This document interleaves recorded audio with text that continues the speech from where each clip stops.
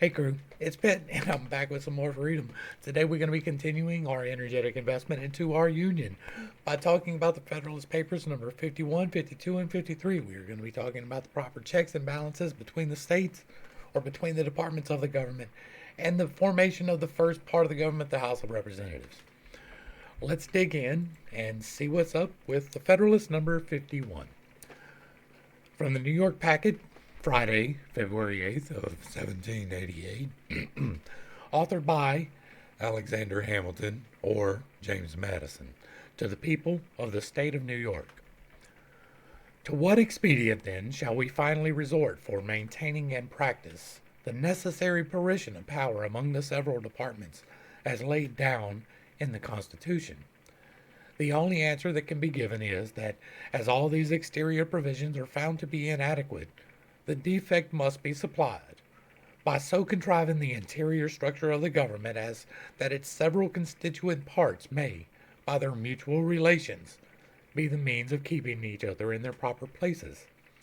Without presuming to undertake a full development of this important idea, I will hazard a few general observations, which may perhaps place it in a clearer light and enable us to form a more correct judgment of the principles and structure of the government planned by the convention, in order to lay a due foundation for that separate and distinct exercise of the different powers of government. To each a certain extent is admitted on all hands to be essential to the preservation of liberty. It is evident that each department should have a will of its own, and consequently should be so constituted that the members of each should have as little agency as possible in the appointment of the members of the other. Were this principle rigorously adhered to, it would require that all the appointments for the supreme executive, legislative, and judiciary magistrates should be drawn from the same fountain of authority, the people, through channels having no communication whatever with one another. Perhaps such a plan of constructing the several departments would be less difficult in practice than it may in contemplation appear. Some difficulties, however, must and some additional expenses would attend the execution of it. Some deviations, therefore, from the principle must be admitted, in the constitution of the Judiciary Department in particular. It might be inexpedient to insist rigorously on the principle. First, because peculiar qualifications being essential in the members, the primary consideration ought to be to select that mode of choice which best secures these qualifications. Secondly, because the permanent tenure by which the appointments are held in that department must soon destroy all sense of dependence on the authority conferring them. It is equally evident that the members of each department should be as little dependent as possible on those of the others for the emoluments annexed to their offices. Were the executive magistrate or the judges not independent of the legislature in this particular, their independence in every other would be merely nominal. But the great security against a gradual concentration of the several powers in the same department consists in giving to those who administer each department the necessary constitutional means and personal motives to resist encroachments of the others. The provision for defense must, in this, as in all other cases, be made commiserate to the danger of the attack. Ambition must be made to counteract ambition. The interest of the man must be connected with the constitutional rights of the place. It may be a reflection on human nature that such devices should be necessary to control the abuses of government, but what is government itself but the greatest reflection of all reflections on human nature? If men were angels, no government would be necessary. If angels were to govern men, neither external nor internal controls on government would be necessary. In framing a government which is to be administered by men over men, the great difficulty lies in this. You must first enable the government to control the governed, and in the next place oblige it to control itself. A dependence on the people is, no doubt, the primary control on the government, but experience has taught mankind the necessity of auxiliary precautions. This policy of supplying by opposite and rival interests the defect of better motives might be traced through the distributions of power, where the constant aim is to divide and arrange the several offices in such a manner that each may be a check on the other, that the private interest of every individual may be a sentinel over the public rights. These inventions of prudence cannot be less requisite in the distribution of the supreme powers of the state, but it is not possible to give each department an equal power of self-defense. In republican government, the legislative authority necessarily predominates. The remedy for this inconveniency is to divide the legislature into different branches, and to render them, by different modes of election and different principles of action, as little connected with each other as the nature of their common functions and their common dependence on the society will admit. It may even be necessary to guard against dangerous encroachments by still further precautions, as the weight of the legislative authority requires that it should be thus divided. The weakness of the executive may require, on the other hand, that it should be fortified. An absolute negative on the legislative appears, at first view, to be the natural defense with which the executive magistrates should be armed. But perhaps it would be neither altogether safe nor alone sufficient. On ordinary occasions it might not be exerted with the requisite firmness, and on extraordinary occasions it might be perfidiously abused.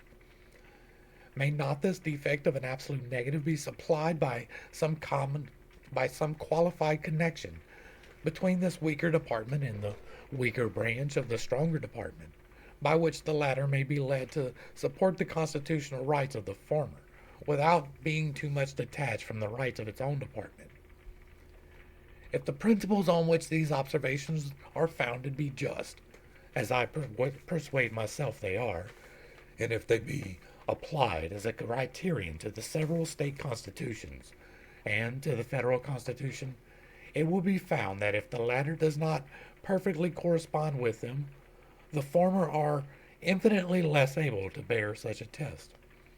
There are, moreover, two considerations particularly applicable to the federal system of America, which place that system in a very interesting point of view. First, in a single republic, all the power surrendered by the people is submitted to the administration of a single government, and the usurpations are guarded against by a division of the government into distinct and separate departments. In the compound Republic of America, the power surrendered by the people is first divided between two distinct governments, and then the portion allotted to each subdivided among distinct and separate departments. Hence, a double security arises to the rights of the people. The different governments will control each other, at the same time that each will be controlled by itself. Second, it is of great importance in a republic not only to guard the society against the oppression of its rulers, but to guard one part of society against the injustice of the other part. Different interests necessarily exist in different classes of citizens. If a majority be united by a common interest, the rights of the minority will be insecure. There are but two methods of providing against this evil.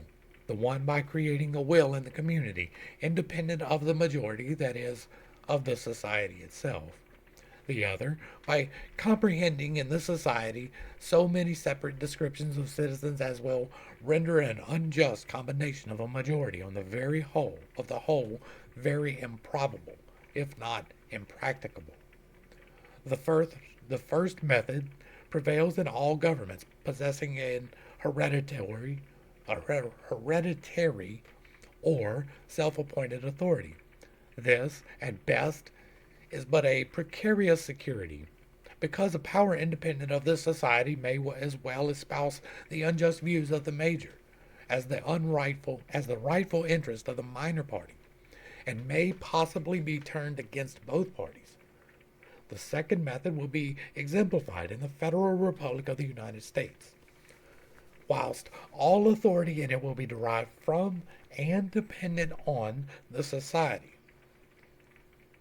The society itself will be broken into many parts, interests, and classes of citizens. That the rights of individuals or of the minority will be in little danger from the interested combinations of the majority. In a free government, the security for civil rights must be the same as that for religious rights. It consists, in the one case, in the multiplicity of interest, and in the other, in the multiplicity of sex. The degree of security in both cases will depend on the number of interest and sex, and this may be presumed to depend on the extent of country and the number of people comprehended under the same government.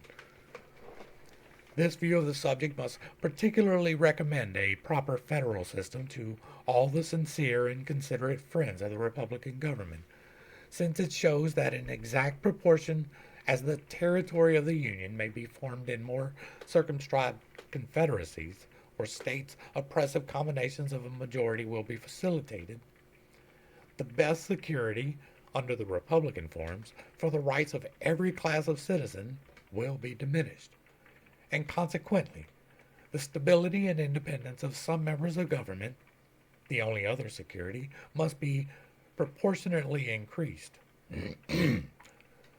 Justice is the end of the government. It is the end of civil society. It has ever been and ever will be pursued until it be obtained, or until liberty be lost in the pursuit. In a society under the forms of which the stronger faction can readily unite and oppress the weaker, anarchy may as truly be said to reign as in a state of nature, where the weaker individual is not secured against the violence of the stronger. And as, in the latter state, even the stronger individuals are prompted, by the uncertainty of their condition, to submit to a government which may protect the weak as well as themselves. So, in the former state, will the more powerful factions or parties be gradually induced by a like motive to wish for a government which will protect all parties, the weaker as well as the more powerful? It can little be doubted that if the state of Rhode Island was separated from the Confederacy and left to itself, the insecurity of rights under the popular form of government within such narrow limits would be displayed by such reiterated oppressions of factious majorities that some power altogether independent of the people would soon be called for by the voice of the very factions whose misrule had proved the necessity of it. In the extended Republic of the United States, and among the great variety of interests, parties, and sects which it embraces, a coalition of the majority of the whole society could seldom take place on any other principles than those of justice and the general good, whilst there being thus less a danger to a minor from the will of a major party, there must be less pretext also to provide for the security of the former by introducing into the government a will not dependent on the latter, or, in other words, a will independent of the society itself. It is no less certain than it is important, notwithstanding the contrary opinions which have been entertained, that the larger the society provided it will lie within a practical sphere, the more duly capable it will be of self-government. And happily for the Republican cause, the practicable sphere may be carried to a very great extent by a judicious modification and mixture of the federal principle. Publius.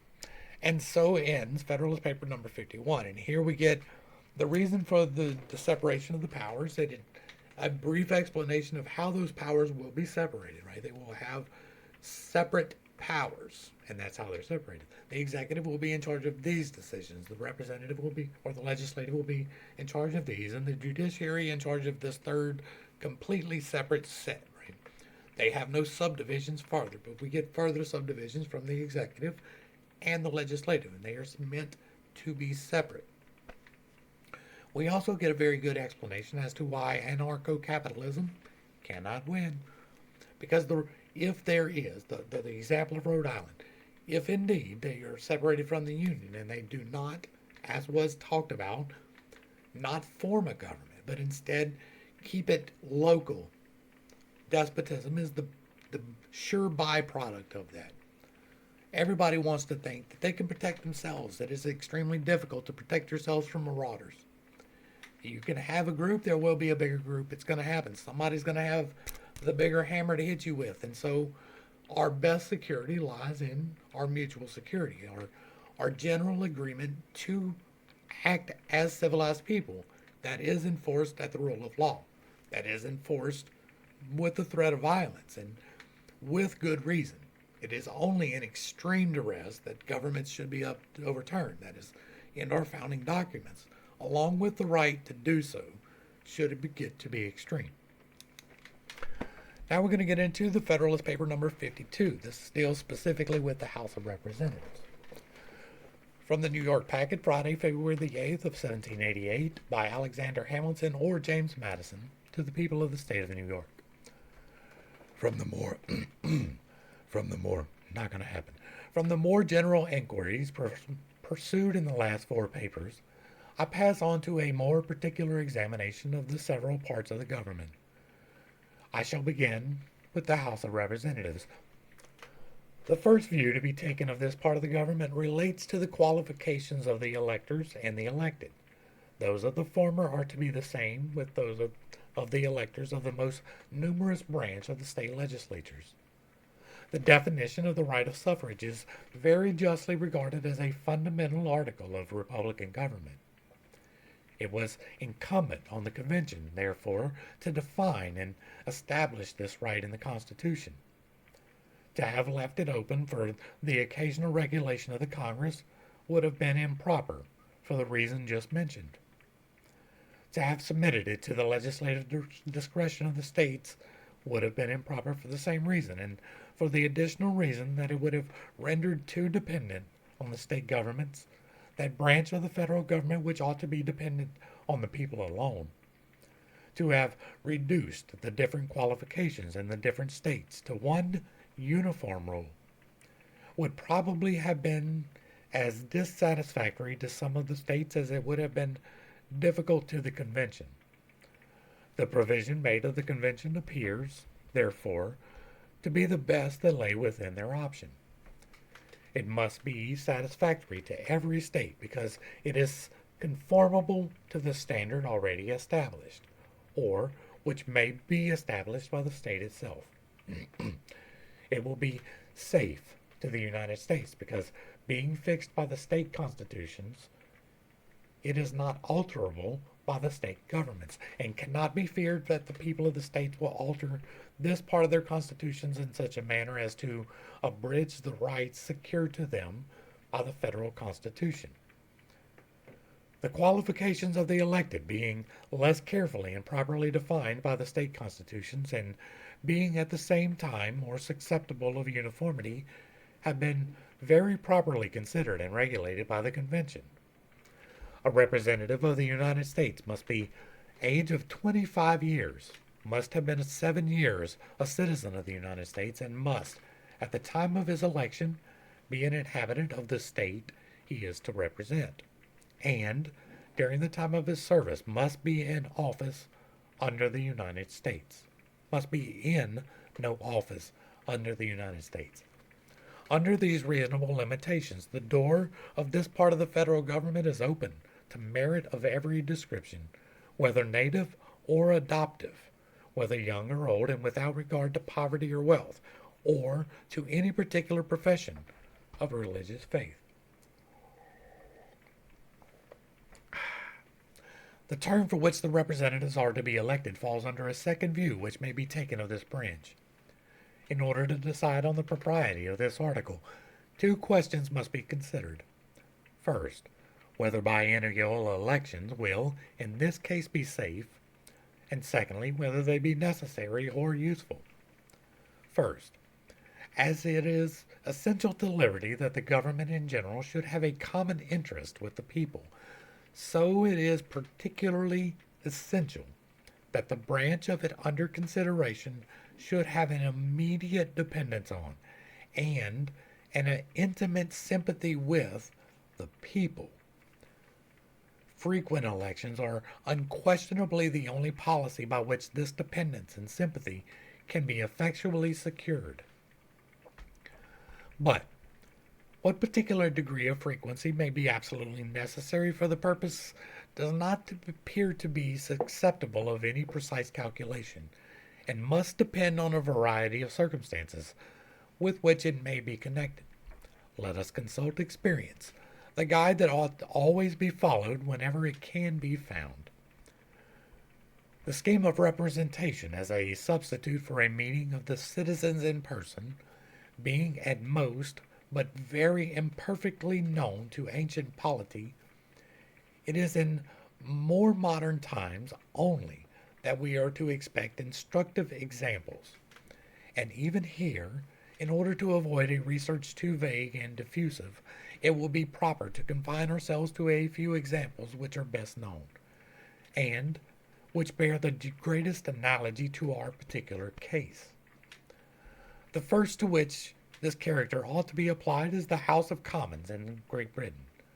The history of this branch of the English Constitution, anterior to the date of the Magna Carta, is too obscure to yield instruction. The very existence of it has been made a question among political antiquaries. The earliest records of a subsequent date prove that parliaments were to sit only every year, not that they were to be elected every year, and even these annual sessions were left so much at the discretion of the monarch that, under various pretexts, very long and dangerous intermissions were often contrived by royal ambition. To remedy this grievance, it was provided by a statute in the reign of Charles II that the intermissions should not be protracted beyond a period of 3 years. On the accession of William III, when a revolution took place in the government, the subject was still more seriously resumed. It was declared to be among the fundamental rights of the people that parliaments ought to be held frequently. By another statute, which passed a few years later in the same reign, the term frequently, which had alluded to the triennial period settled in the time of Charles II, is reduced to a precise meaning, it being expressly enacted that a new parliament shall be called within 3 years of the termination of the former.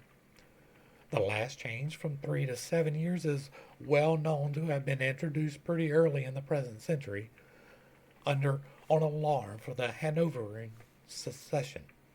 From these facts it appears that the greatest frequency of elections which has been deemed necessary in that kingdom for binding the representatives to their constituents does not exceed a triennial return of them. And if we may argue from the degree of liberty retained even under septennial elections, and all the other vicious ingredients in the parliamentary constitution, we cannot doubt that a reduction of the period from 7 to 3 years, with the necessary reforms, would so far extend the influence of the people over their representatives as to satisfy us that biennial elections under the federal system cannot possibly be dangerous to the requisite dependence of the House of Representatives on their constituents. Elections in Ireland, till of late, were regulated entirely by the discretion of the Crown, and were seldom repeated except on the accession of a new prince or some other contingent event. The Parliament, which commenced with George II, was continued throughout his whole reign, a period of about 35 years. The only dependence on the representatives of the people consisted in the right of the latter to supply occasional vacancies by the elections of new members, and in the chance of some event which might produce a general new election. The ability of the Irish Parliament to maintain their rights of the constituents, so far as the disposition might exist, was extremely shackled by the control of the Crown over the subjects of their deliberation. Of late, these shackles, if I mistake not, have been broken, and octennial parliaments have besides been established. What effect may be produced from this partial reform must be left to further experience. The example of Ireland, from this view of it, can throw but little light on the subject. As far as we can draw any conclusion from it, it must be that if the people of that country have been able, under all these disadvantages, to retain any liberty whatever, the advantage of biennial elections would secure to them every degree of liberty, which might depend on a due connection between their representatives and themselves. Let us bring our inquiries nearer home. The example of these states, when British colonies, claims the particular attention, at the same time that it is so well known as to require little to be said on it. The principle of representation in one branch of the legislature at least was established in all of them, but the periods of election were different. They varied from 1 to 7 years. Have we any reason to infer from the spirit and conduct of the representatives of the people prior to the Revolution that biennial elections would have been dangerous to public liberties? The spirit which everywhere displayed itself at the commencement of the struggle, which vanquished the obstacles to independence, is the best of proofs that a sufficient portion of liberty had been everywhere enjoyed to inspire both a sense of its worth and a zeal for its proper enlargement. This remark holds good as well with regard to the then colonies whose elections were least frequent, as to those whose elections were most frequent. Virginia was a colony which stood first in resisting the parliamentary usurpations of Great Britain, and it was also the first in espousing, by public act, the resolution of independence. In Virginia, nevertheless, if I have not been misinformed, elections under the former government were septennial. This particular example is brought into view, not as proof of any particular merit, for the priority in those instances was probably accidental, and still less of any advantage in septennial elections. For when compared with a greater frequency, they are inadmissible, but merely as a proof, and I conceive it to be a very substantial proof, that the liberties of the people can be in no danger from biennial elections. The conclusion resulting from these examples will be not a little strengthened by recollecting 3 circumstances. The first is that the federal legislature will possess a part only of that supreme legislative authority, which is vested completely in the British Parliament, and which, with a few exceptions, was exercised by the colonial assemblies of the Irish legislature. It is a received and well-founded maxim that where no other circumstances affect the case, the greater the power is, the shorter ought be its duration, and conversely, the smaller the power, the more safely may its duration be protracted. In the second place, it has, on another occasion, been shown that the federal legislature will not only be restrained by its dependence on the people, as other legislative bodies are, but that it will be, moreover, watched and controlled by the several collateral legislatures, which other legislative bodies are not. And in the third place, no comparison can be made between the means that it will be possessed by the more permanent branches of the federal government for seducing, if they should be disposed to seduce, the House of Representatives from their duty to the people, and the means of influence over the popular branch possessed by the other branches of the government above cited. With less power, therefore, to abuse, the federal representatives can be less tempted on one side and will be doubly watched over on the other. And so ends Federalist Paper number 52, where again we get a reiteration that it is the check on the government is us, an informed and responsible electorate is supposed to go in here and clean house every 2 years, if need be, but probably at least every 4, right? You go, the guy's doing a great job, let him sit there for another 2 years. If he continues like doing a great job, fine, let him ride it out. That's why we don't need term limits, right? He's doing a good job.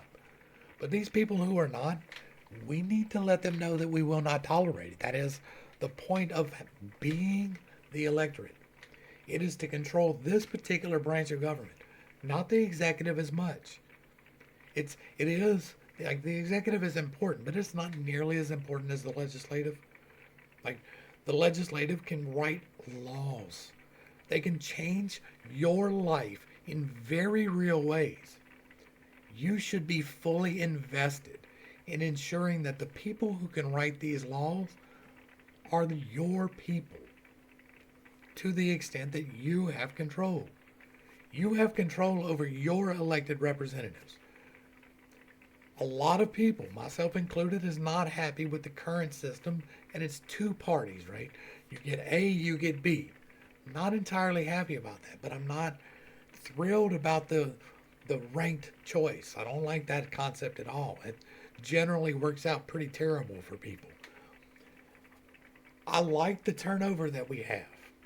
We need, as people, to be responsible enough that if our party, whichever side you happen to be on, if your party is not doing what it needs to do, then you need to vote for someone else.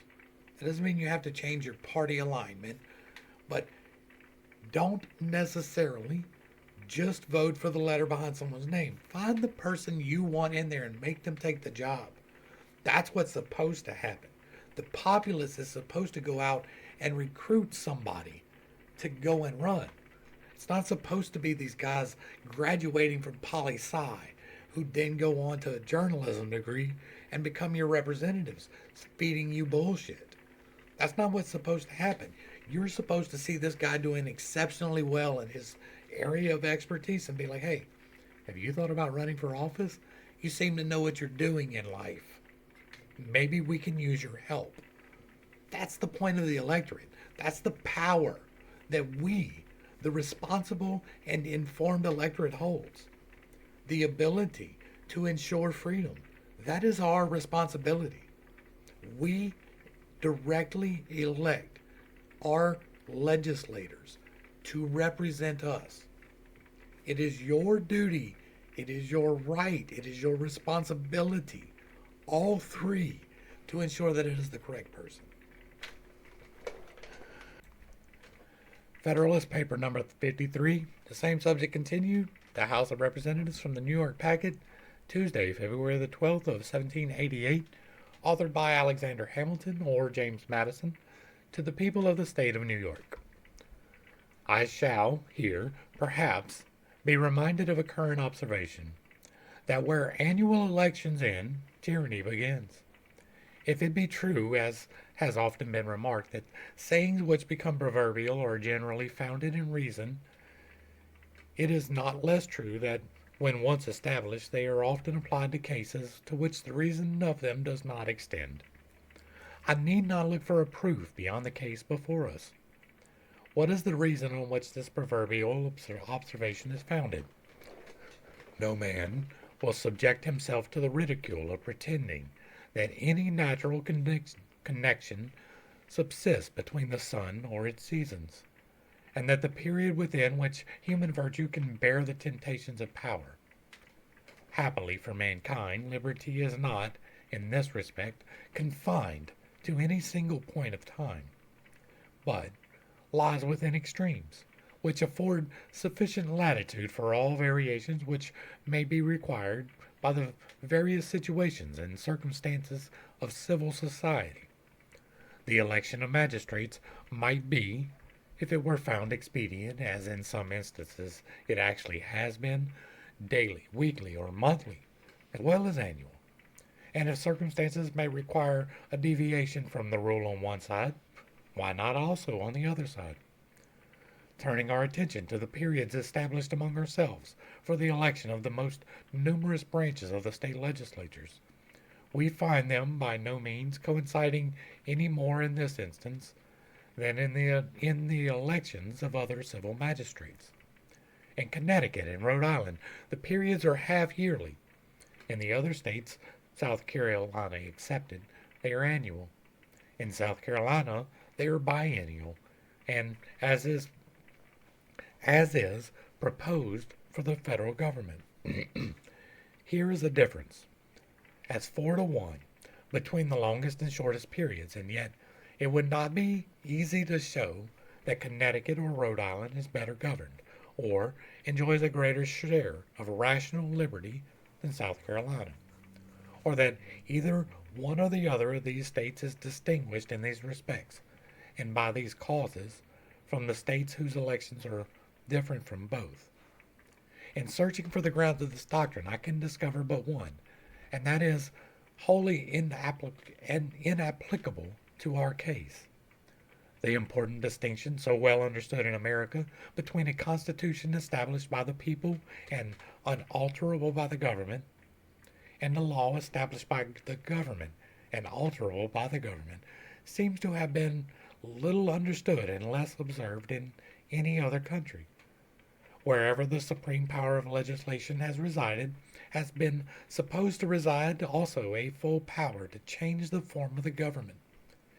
Even in Great Britain, where the principles of political and civil liberty have been most discussed, and where we hear most of the rights of the Constitution, it is maintained that the authority of the Parliament is transcendent and uncontrollable, as well with regard to the Constitution as the ordinary objects of legislative provision.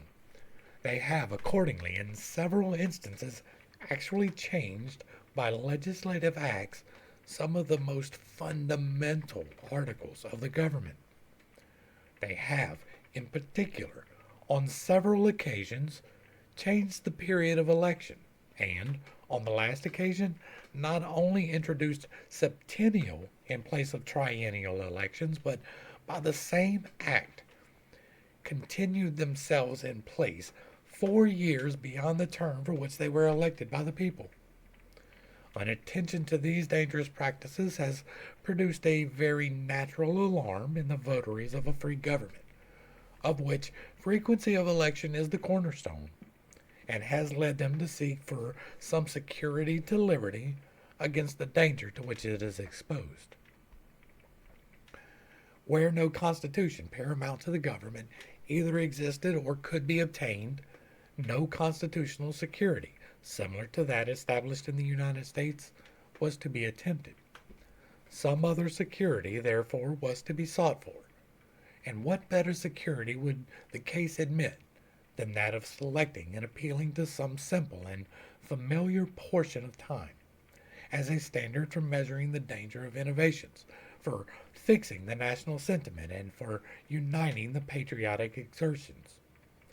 The most simple and familiar portion of time applicable to the subject was that of a year, and hence the doctrine has been inculcated by a laudable zeal to erect some barrier against the gradual innovations of an unlimited government, that the advance towards tyranny was to be calculated by the distance of departure from the fixed point of annual elections. But what necessity can there be of applying this expedient to a government limited, as the federal government will be, by the authority of a paramount constitution? Or who will pretend that the liberties of the people of America will not be more secure under biennial elections, unalterably fixed by such a constitution, than those of any other power of government, of any other nation would be, where elections were annual, or even more frequent, but subject to alterations by the ordinary power of the government? The second question stated is whether biennial elections be necessary or useful. The propriety of answering this question in the affirmative will appear from several very obvious considerations. No man can be a competent legislator who does not add to an upright intention and a sound judgment a certain degree of knowledge of the subjects on which he is to legislate. A part of this knowledge may be acquired by means of information which lie within the compass of men in private as well as public stations. Another part can only be attained, or at least thoroughly attained, by actual experience in the station which requires the use of it. The period of service ought, therefore, in all such cases, to bear some proportion to the extent of practical knowledge requisite to the due performance of the service. The period of legislative service established in most of the states for the more numerous branches, as we have seen, 1 year. The question then may be to put into this simple form: does the period of 2 years bear no greater proportion to the knowledge requisite for federal legislation than 1 year does to the knowledge requisite for state legislation?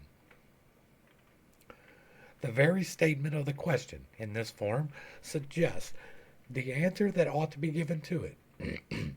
In a single state, the requisite knowledge relates to the existing laws, which are uniform throughout the state, and with which all the citizens are more or less conversant, and to the general affairs of the state, which lie within a small compass, are not very diversified, and occupy much of the attention and conversation of every class of people. The great theater of the United States presents a very different scene. The laws are so far from being uniform that they vary in every state, whilst the public affairs of the Union are spread throughout a very extensive region, and extremely diversified by the local affairs connected with them, and can with difficulty be correctly learnt in any other place than in the central councils, to which a knowledge of them will be brought by the representatives of every part of the empire. Yet some knowledge of the affairs and even of the laws of all the states ought to be possessed by the members from each of the states. How can foreign trade be properly regulated by uniform laws without some acquaintance with the commerce, the ports, the usages, and regulations of different states? How can the trade between the different states be duly regulated without some knowledge of their relative situations in these and other respects? How can taxes be judiciously imposed and effectually collected if they be not accommodated to the different laws and local circumstances relating to these objects in the different states? How can uniform regulations for the militia be duly provided without a similar knowledge of many internal circumstances by which the states are distinguished from one another? These are the principal objects of federal legislation, and suggest most forcibly the extensive information which the representatives ought to acquire. The other interior objects will require a proportional degree of information with regard to them. It is true that all these difficulties will, by degrees, be very much diminished. The most laborious task will be the proper inauguration of the government and the primeval formation of a federal code. Improvements on the first drafts will every year become both easier and fewer. Past transactions of the government will be a ready and accurate source of information to new members. The affairs of the Union will become more and more objects of curiosity and conversation among the citizens at large. And the increased intercourse among those of different states will contribute not a little to diffuse a mutual knowledge of their affairs, as this, again, will contribute to a general assimilation in their manners and laws. But with all these abatements, the business of federal legislation must continue so far to exceed, both in novelty and difficulty, the legislative business of a single state, as to justify a longer period of service assigned to those who are to transact it. A branch of knowledge which belongs to the acquirements of a federal representative, and which has not been mentioned, is that of foreign affairs. In regulating our own commerce, he ought to not only be acquainted with the treaties between the United States and other nations, but also with the commercial policy and laws of other nations. He ought not to be altogether ignorant of the laws of nations, for that, as far as it is a proper object of municipal legislation, is submitted to the federal government. And although the House of Representatives is not immediately to participate in foreign negotiations and arrangements, yet, from the necessary connection between the several branches of public affairs, those particular branches will frequently deserve attention in the ordinary course of legislation, and will sometimes demand particular legislative sanction and cooperation. Some portion of this knowledge may, no doubt, be acquired in a man's closet, but some of it also can only be derived from the public sources of information, and all of it will be acquired to best effect by a practical attention to the subject during the actual period of actual service in the legislature. There are other considerations of less importance, perhaps, but which are not unworthy of notice. The distance which many of the representatives will be obliged to travel, and the arrangements rendered necessary by that circumstance might be much more serious objections with fit men to this service, if limited to a single year, than if extended to 2 years. No argument can be drawn on this subject, from the case of the delegates to the existing Congress. They are elected annually, it is true, but their re-election is considered by the legislative assemblies almost as a matter of course. The election of the representatives by the people would not be governed by the same principle. A few of the members, as happens in all such assemblies, will possess superior talents, will, by frequent re-elections, become members of long standing, will be thoroughly masters of the public business, and perhaps not unwilling to avail themselves of those advantages. The greater the proportion of new members, and the less the information of the bulk of the members, the more apt they will be to fall into the snares that may be laid for them. This remark is no less applicable to the relation which will subsist between the House of Representatives and the Senate. It is an inconvenience mingled with the advantages of our frequent elections, even in single states, where they are large, and hold but one legislative session in a year, that spurious elections cannot be investigated and annulled in time for the decision to have its due effect. If a result can be obtained, no matter by what unlawful means, the irregular member who takes his seat of course is sure of holding it a sufficient time to answer his purposes. Hence, a very pernicious encouragement is given to the use of unlawful means for obtaining irregular returns.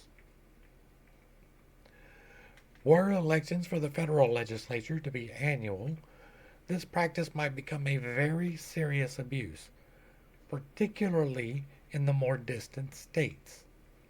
Each house is, as it necessarily must be, the judge of the elections, qualifications, and returns of its members, and whatever improvements may be suggested by experience for simplifying and accelerating the process in disputed cases.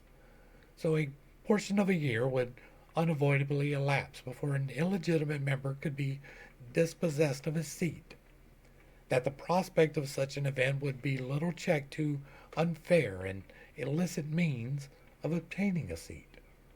All these considerations taken together warrant us in affirming that biennial elections will be as useful to the affairs of the public as we have seen that they will be safe to the liberty of the people.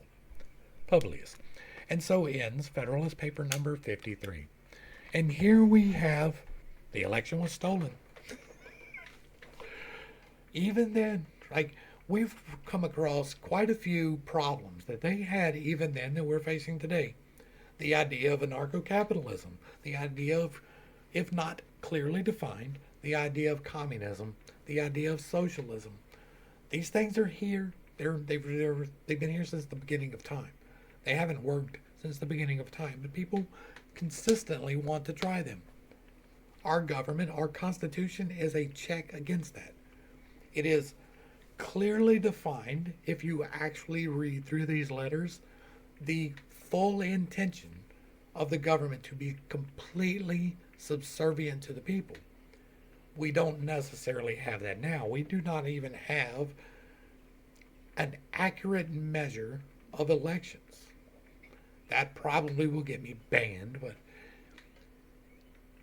my entire adult life, there has been contention about it. That goes all the way back to Clinton. It goes to Bush Gore. As long as I have been paying attention to elections, people have contested it.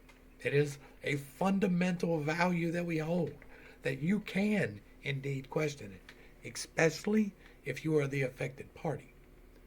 We are just now, 3 years later, receiving evidence from a state, Georgia, that there was indeed severe impropriety. I am firmly of the opinion that if you do not have all interested parties observing the counting of the vote, by that I mean delegated representatives, right? So if you have Democrats, Republicans, Green Party, and Libertarian all there on the ballot, all of them should have a representative to observe the ballot being counted in clear and indisputable means. And anywheres that does not occur, the entire district gets thrown out.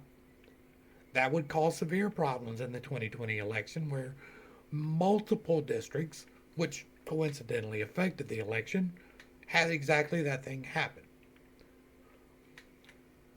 We are meant to be the check. The government is meant to be subservient to us. It is not good that it is subservient to the democracy, but rather the republic. They are two separate things. They are not the same. We do not have a democracy. Despite what anyone might tell you, we have a Republican government. It is a representative government, so we use democratic processes in some places, but it is meant to be 50 independent states acting in accord with one another as a nation republic with their own elected representatives who represent them. That's the representative part. We are to be held to the highest standard. We are American citizens. We have, for the first time in the history of the world, said you get to choose what you want to do. That is an amazing thing. Like, wonderfully amazing thing. And we are not doing it. We are instead giving to career politicians the power to do whatever they want to do. That's a big problem. People want to scream about term limits. Term limits only hinder the good people. They don't really do anything for the bad people, right? An informed electorate does. If you know that your representative is doing the wrong thing, be loud. Call them, email them, show up, go to their party head. If you are a Republican, go to the Republican Party and demand a different representative on your next election slate. That is your right. That is your responsibility. It is up to you to ensure that we keep our republic and that it does not become a democracy, that it does not descend into despotism, which is the absolute end of democracy. Hopefully I brought a little bit of enlightenment and not too much confusion to a somewhat difficult topic. I know that this is dry reading. I believe in energetic investment. I believe that me reading this aloud and you hearing it is investing in our union. It is strengthening the bonds by which we were founded and forged. And so I'm going to continue to do it, even though these videos don't get views. That's fine.